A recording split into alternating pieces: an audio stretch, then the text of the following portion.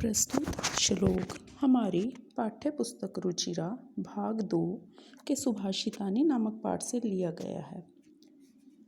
इस श्लोक में बताया गया है कि पृथ्वी पर जल, अन्न और सुंदर वचन ही वास्तविक रत्न है। श्लोक में देखो क्या बताया गया है। अब पृथ्व्याम त्रीणि रत्नानि, पृथ्वी पर 3 ही रत्न हैं। कौन कौन से हैं? जल, अन्न और सुंदर वचन। जल और अन्न से मनुष्यों का जीवन चलता है, आप सबको मालूम ही है। इस श्लोक में यही बताया गया, पृथ्व्याम यानी पृथ्वी पर त्रीणि 3 रत्नानि रत्न हैं। कौन कौन से हैं? जल, अन्न और सुंदर वचन।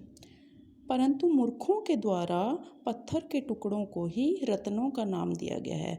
कहने का मतलब ये है कि जो मूर्ख व्यक्ति होते हैं वो ये कहते हैं कि हमारे लिए तो जो रत्न है वो हीरे, मोती, ये पत्थर के टुकड़े हैं, जो यही हमारे लिए रत्न है। उन्हें पृथ्वी पर जो ये 3 रत्न बताए गए हैं, जल, अन्न और सुंदर वचन, इनसे कुछ भी लेना देना नहीं है।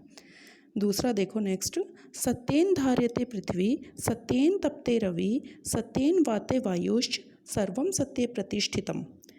सत्य के द्वारा पृथ्वी को धारण किया गया है, सत्य के बल से ही सूर्य प्रकाशित होता है, वायु भी सत्य से ही बहती है। इस प्रकार सब कुछ सत्य पर ही स्थित है।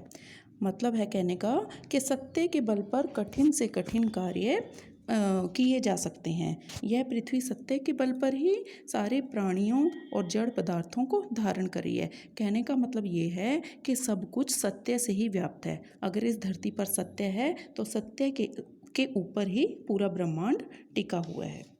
नेक्स्ट है, दाने तपसे शौर्ये च विज्ञाने विनय नये, विस्मयो न ही कर्तव्यो बहुरत्ना वसुंधरा।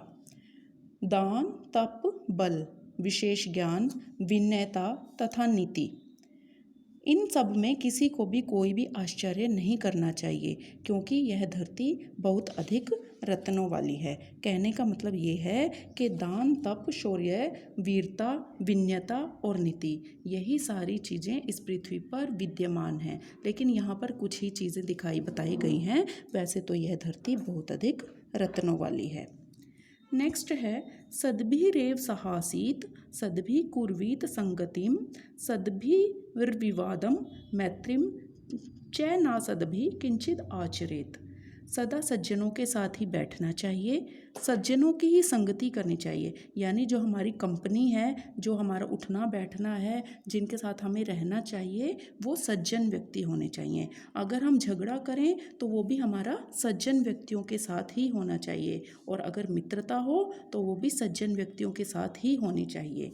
असज्जनों के साथ किसी भी प्रकार का व्यवहार नहीं करना चाहिए। कहने का मतलब ये है कि एक अच्छा आदर्श व्यक्ति बनने के लिए यह आवश्यक है कि वह सदा सज्जनों के साथ ही अपना हर प्रकार का व्यवहार करे, चाहे वो मित्रता है, चाहे वह शत्रुता है, चाहे वह संगति है, और चाहे वो जो भी कुछ है।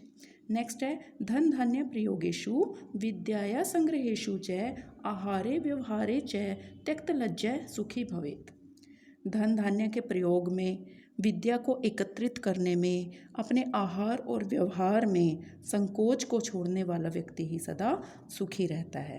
कहने का मतलब ये है, जो मनुष्य धन संपत्ति के लेन देन में कभी भी संकोच नहीं करता, अपने व्यवहार को शुद्ध रखता है, ज्ञान अर्जन करने में किसी प्रकार की कोई भी लज्जा नहीं करता, वह व्यक्ति सदा सुखी रहता है। क्षमा वशीकृति लोके क्षम्या किम न साध्यते, शांति खड्ग करे यस्य किम करिष्यति दुर्जन। संसार में क्षमा ही सबसे बड़ा वशीकरण है। वशीकरण क्या होता है? जिससे हम दूसरे व्यक्ति को, सामने वाले व्यक्ति को अपने वश में कर सकते हैं। संसार में क्षमा ही सबसे बड़ा वशीकरण है, अर्थात दूसरों को अपने वश में करने का साधन है। क्षमा द्वारा संसार में कौन सा कार्य सिद्ध नहीं किया जा सकता, अर्थात यदि क्षमा है हमारे पास तो हम हर प्रकार का कार्य सिद्ध कर सकते हैं।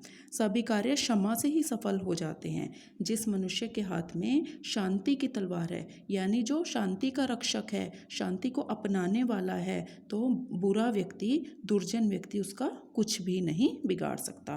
कहने का अभिप्राय यह है कि इस श्लोक में क्षमा के महत्व को समझाया गया है। यदि एक व्यक्ति क्षमाशील है, क्षमावान है, तो दूसरे व्यक्ति को भी अपने वश में कर सकता है। यह हमारा पाठ 1 संस्कृत का ये श्लोक था, सरलार्थ था। इसे ध्यान से पढ़ें और समझें।